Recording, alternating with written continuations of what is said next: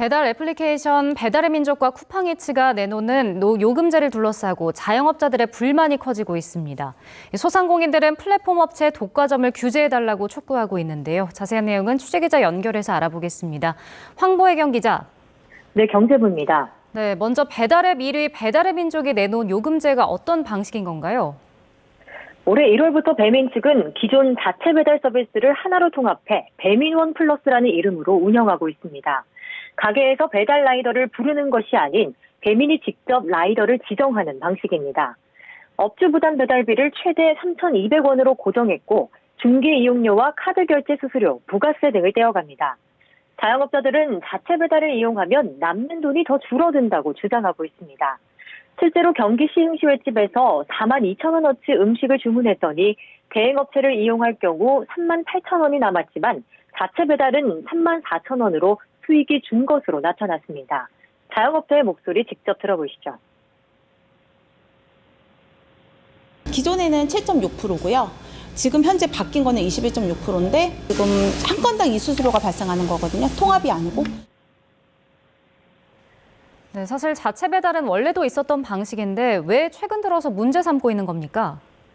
배민 측이 지난해 하반기부터 앱 화면 구성을 바꾸면서 자체 배달 서비스를 이용하는 소비자들이 많아졌기 때문입니다.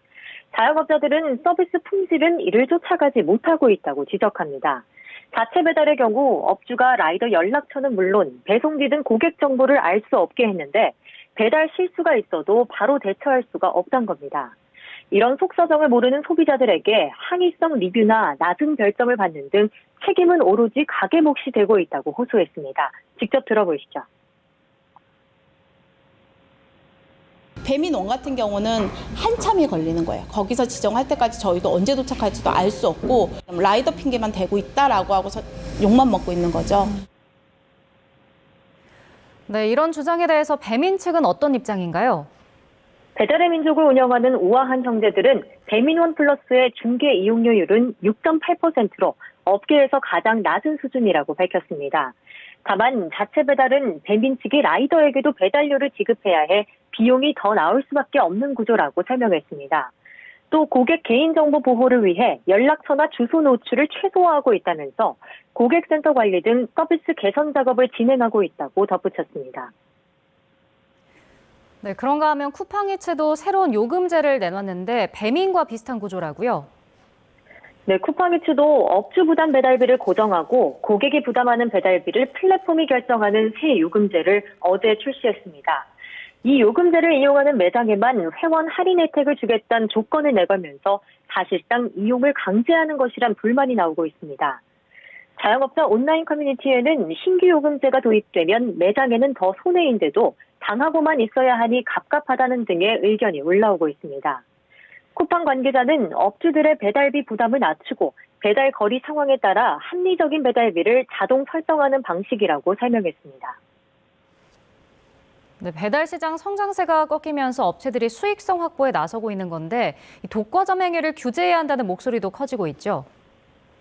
지난해 배달 음식 온라인 거래액은 26조 4천억 원으로 1년 전보다 0.6% 줄었습니다. 사회적 거리두기 해제로 바깥 활동이 많아진 데다 고물가의 배달 수요가 줄어든 영향으로 풀이됩니다. 배달 업체들끼리 수익성 확보를 위해 경쟁을 치열하게 벌이면서 애꿎은 업주들만 피해를 보고 있다는 지적이 나옵니다.